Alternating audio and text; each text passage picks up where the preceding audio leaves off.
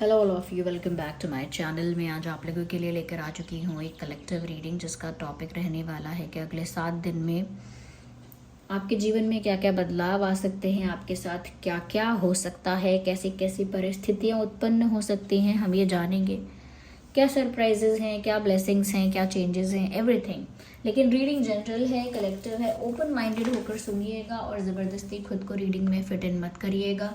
जितना रेजोनेट होता है उतना ही एक्सेप्ट कीजिए एंड लीव द रेस्ट। ये रीडिंग सभी ज़ोडिएक साइंस के लिए है, हर उम्र के व्यक्ति के लिए है, टाइमलेस है। जब भी आप इस वीडियो तक पहुंचेंगे, जब भी आप इस वीडियो को देख रहे हैं, आपके साथ तभी रेजोनेट करेगा, फिर चाहे आप इस वीडियो तक कितने भी समय बाद क्यों ना पहुंचे हों। ओके व्यूअर्स, अगर आप इस वीडियो तक पहुंच गए हैं, मुझे सुन रहे हैं, तो इसमें डेफिनेटली कोई ना कोई मैसेज है आपके लिए। तो चलिए स्टार्ट कर देते हैं रीडिंग और देखते हैं कि अगले 7 दिनों में आपके साथ क्या क्या हो सकता है। अगले 7 डेज में आपके साथ क्या क्या हो सकता है। रिन्यूअल का कार्ड आप साफ देख सकते हैं व्यूअर्स। इससे पता लगता है कि एक नई शुरुआत की तरफ इशारा हो रहा है। मुझे लगता है कि एक नई सुबह, एक फ्रेशनेस, एक ताजगी के साथ आपकी ज़िंदगी में आ रही है। मुझे लगता है वही पुरानी लाइफ आपको फिर से नई सी लगने लगेगी। अगले 7 दिनों में एक ऐसी फ्रेशनेस फील होगी कि वही आपका जीवन, वही पुरानी लाइफ, वही पुराने सिचुएशंस, लेकिन फिर भी एक फ्रेशनेस का एहसास होगा। मुझे लगता है किसी नई चीज़ की शुरुआत हो रही है और मुझे लगता है उस जो भी वो न्यू चीज़ हो रही है, जो भी न्यूनेस आपकी लाइफ में आ रही है, उसे आप ओपन आर्म्स के साथ वेलकम कर रहे हो।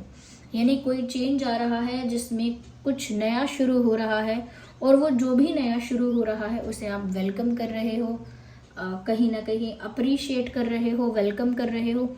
क्योंकि ऐसा लगता है कि जैसे कोई पेड़ है जिसके सारे पत्ते झड़ चुके हैं, लेकिन अब नए पत्ते आ रहे हैं तो उनका स्वागत किया जा रहा है। तो मुझे लगता है आपकी लाइफ में कोई ऐसा नयापन आ रहा है, चाहे करियर में या लव लाइफ में या कहीं भी। एक न्यूनेस कहीं ना कहीं आपकी लाइफ में आ रही है, एक फ्रेशनेस आ रही है और उसके लिए आप उसे वेलकम कर रहे हैं और यही सही तरीका है। जो भी चेंज आता है उसे वेलकम करते चलिए। तो मुझे लगता है कि एक नयापन होगा, करियर में एक नयापन होगा, लव लाइफ में एक नयापन होगा। हो सकता है कोई न्यू पर्सन की एंट्री हो आपकी लाइफ में अगले 7 दिनों में। अगर नहीं होती न्यू पर्सन की एंट्री, तो उसी पास्ट पर्सन के साथ, उसी पर्सन के साथ जो आप जिनके साथ थे या जिनको पसंद करते हो या जिनके साथ आपका कनेक्शन रहा है, हो सकता है कि उसी पर्सन के साथ आपका एक नया सफ़र शुरू हो जाए, एक न्यू बिगिनिंग हो जाए।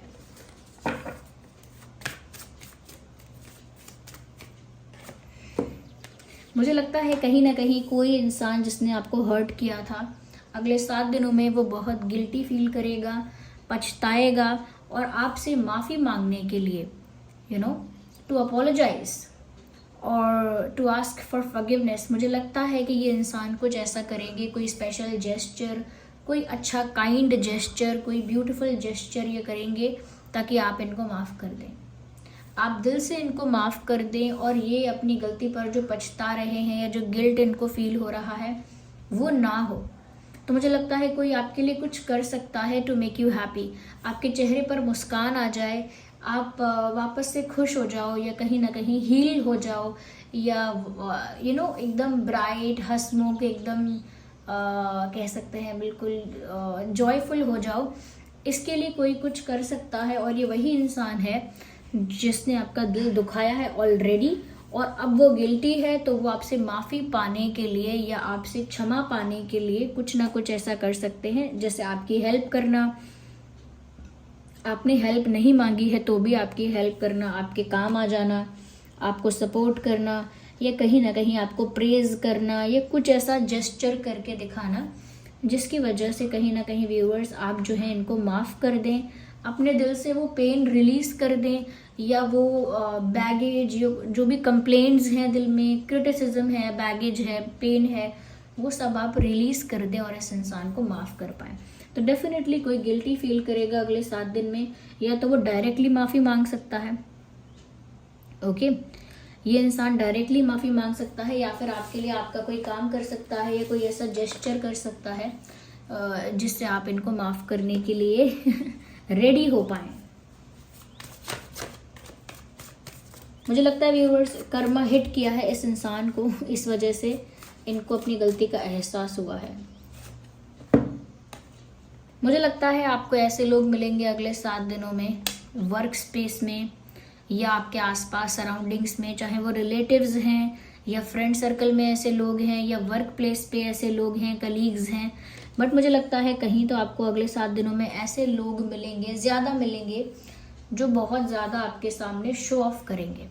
तो व्यूअर्स, कोई ऐसा होगा अपनी लव लाइफ को आपके सामने शो ऑफ करेगा, मेरा पार्टनर इतना अच्छा है, ऐसा है, मेरी केयर ऐसे करता है, वैसे करती है, मुझे इतना प्यार करता है, इतना करती है, मुझे ये गिफ्ट दिलाता है, मुझे इतना प्यार करता है, मेरे लिए ये बनाता है, वो करता है, ये करती है। तो अपनी लव लाइफ को भी कोई फ्लेक्स कर सकता है, कोई शो ऑफ कर सकता है, या फिर कोई मटेरियलिस्टिक चीज़ों का शो ऑफ कर सकता है। देखो मेरे पास, मैंने गाड़ी ली है, अभी मैं नई गाड़ी लेने वाला हूँ, ये पुरानी हो गई है, मुझे ये वाला फ़ोन चाहिए, ये ड्रेस बेकार है, मुझे नई चाहिए। मतलब कोई इस तरह से आपको दिखा सकता है कि जैसे उसके पास बहुत कुछ है, वो कंपैरिजन में आपसे थोड़ा ऊपर है, आपसे थोड़ी सुपीरियर है या थोड़ा सुपीरियर है। तो मटेरियलिस्टिक चीज़ों को लेकर भी कोई दिखावा कर सकता है आपके सामने। तो आपको इस चीज़ से अफेक्ट नहीं होना, मन ही मन मुस्कुराना है कि पता नहीं क्या है ये मन ही मन मुस्कुराइए और ऐसा सोचिए तो मैं क्या करूँ यूजुअली जब कोई बोले ये करना है, मैंने ये भी किया, वो भी किया, तो अगर आप अच्छे मूड में हैं तो आप कह सकते हैं अरे अच्छी बात है, वाह बहुत अच्छी बात है। और अगर आपका मूड अच्छा नहीं है तो आप ये भी कह सकते हैं तो मैं क्या करूँ what should I do in this, मुझे क्या करना। आपको ड्रेस लेनी है, आपको कार लेनी है, या आपको बंगला लेना है, या आपको एक आइलैंड खरीदना है, लेकिन मैं क्या कर सकता हूँ इसमें how can I help you तो थोड़ा सा आप अगर मस्ती के मूड में है या आपका मूड ऑफ भी है तो आप ऐसा आंसर कर सकते हैं, लेकिन अफेक्ट नहीं होना है इस चीज़ से। ओके ऐसा नहीं सोचना है कि कोई इंसान कंपेयर करके आपको नीचा दिखा रहा है। अगर कोई आपको नीचा दिखा भी रहा है तो आपको ऐसा नहीं फील करना है कि हाँ ये तो मुझसे ऊंचा है और मैं कम हूँ किसी से क्योंकि मेरे पास ये नहीं है, वो नहीं है। तो वो दूसरा इंसान कंपैरिजन कर सकता है, आपके सामने आके शो ऑफ कर सकता है, लेकिन आपको उस कंपैरिजन को अपने दिमाग में फिट नहीं करना है। ना ही उसके शो ऑफ से फ़र्क पड़ना चाहिए, ना ही उनके कंपैरिजन से फ़र्क पड़ना चाहिए। इसीलिए पहले से ही आपको अवेयर किया जा रहा है कि लोग शो ऑफ करेंगे, लेकिन आप मत चले जाना दुख में कि हाँ सही बात है, इनके पास तो इतना कुछ है, मेरे पास तो कुछ नहीं। जेलेसी वगैरह में मत चले जाना आप लोग। हंस देना कोई कुछ भी बोले, जस्ट स्माइल ओके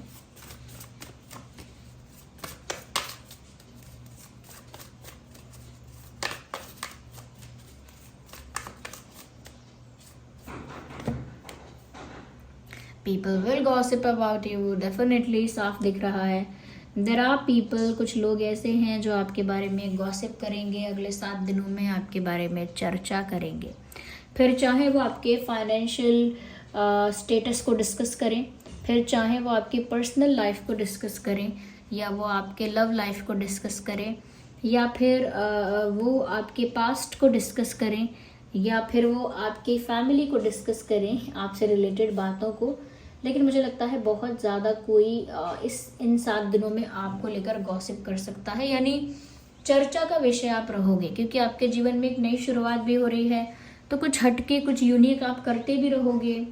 कहीं ना कहीं मुझे ऐसा लग रहा है कोई जेलस भी हो जाएगा आपसे किसी बात को लेकर, कोई गॉसिप भी करेगा आपको लेकर। तो मुझे लगता है ये गॉसिप भी बहुत ज़्यादा सस्ती गॉसिप है यानी कि ये जो गॉसिप है इसका कोई फाउंडेशन नहीं है, कोई बेस नहीं है। मतलब ये रैंडम बातें हो सकती हैं, रूमर्स हो सकते हैं, कहीं सुनी बातें हो सकती हैं, इन बातों में कोई रियलिटी नहीं होगी। तो इसीलिए मैंने कहा बहुत सस्ती टाइप की गॉसिप आपके बारे में हो सकती है।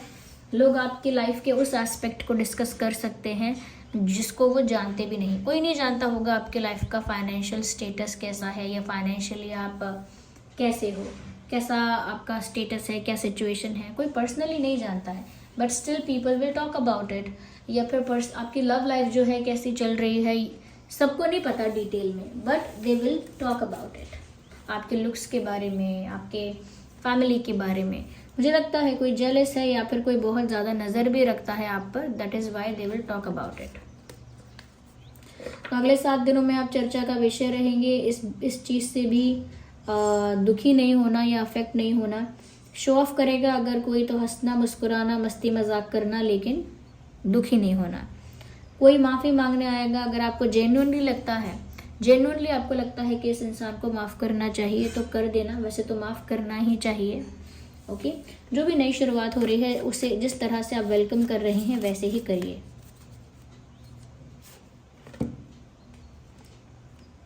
कहीं ना कहीं मुझे बहुत लोगों के लिए लगता है कि आप अपने सोलमेट से मिलेंगे। हो सकता है यही वो आपका सोलमेट है जो आपको हर्ट करके आपसे माफ़ी मांगे, बट मुझे लगता है कि सच्चे प्यार की खोज जो है वो बहुत हद तक पूरी होगी, या कोई ऐसा एंटर करेगा जो ट्रू लव आपकी लाइफ में लेकर आएगा। मैंने स्टार्टिंग में भी कहा था कि किसी न्यू पर्सन की एंट्री हो सकती है। अब भी मुझे लगता है कि अगर आपको प्यार की खोज है, या प्यार की खोज थी, या एक जेन्युइन ट्रू लव की खोज थी, तो वो खोज खत्म हो सकती है। कोई आ सकता है ऐसा जो आपसे सच्चा प्यार करे। एक कार्ड और लेते हैं इसी डेक से।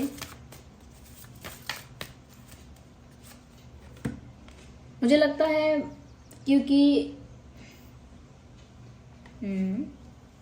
पैशन को फॉलो करने वाले हो, जो अच्छा लगता है वो करोगे, जिस चीज़ के लिए पैशनेट हो आप वो करोगे। तो क्योंकि आपकी लाइफ में एक नयापन आ रहा है, इग्नोर द बैकग्राउंड नॉइस, उस नएपन में आप यही डिसाइड करोगे कि अब जो आपको अच्छा लगता है आपको वो करना चाहिए, अब जो आपको खुशी देता है आपको वो करना चाहिए, जिस चीज़ के लिए बहुत एक्साइटेड हो, पैशनेट हो, डेडिकेटेड हो, वो चीज़ आपको करनी चाहिए। तो मुझे लगता है कि दूसरों की बातों से बिना अफेक्ट हुए आप वो करेंगे जो आपका दिल कहता है, अपने हार्ट को, अपने पैशन को फॉलो करेंगे और खुश रहेंगे। देखिए व्यूअर्स, अगर आपने अपने ऊपर फोकस किया, ignore the background noise, there is some construction work going on. तो अगर व्यूअर्स आपने अपने ऊपर फोकस किया, अपने पैशन, अपने गोल्स या अपने टारगेट्स या अपने डेवलपमेंट पर ध्यान दिया, खुद पर फोकस किया, तो जो भी गॉसिप्स हो रही हैं, जो भी शो ऑफ हो रहा है, जो भी कुछ भी कर रहा है कोई, उससे आपको कोई फ़र्क नहीं पड़ेगा। लेकिन अगर आपने अपने ऊपर फोकस नहीं किया, अपनी लाइफ के ऊपर, अपनी पर्सनल ग्रोथ के ऊपर फोकस नहीं किया, तो फिर दूसरों की बाहरी बातें आपको अफेक्ट करने लगेंगी। जैसे जिस चीज़ के लिए आप पैशनेट हैं उस पर वर्क करिए। ट्रू लव आपकी लाइफ में आ रहा है, उसे वेलकम करिए। एक न्यूनेस आपकी लाइफ में है, एक नई शुरुआत होने वाली है, उस नई शुरुआत के लिए भी एक पॉजिटिव पर्सपेक्टिव रखिए। ओके, और देखते हैं फॉर द नेक्स्ट 7 डेज और क्या क्या हो सकता है आपके साथ।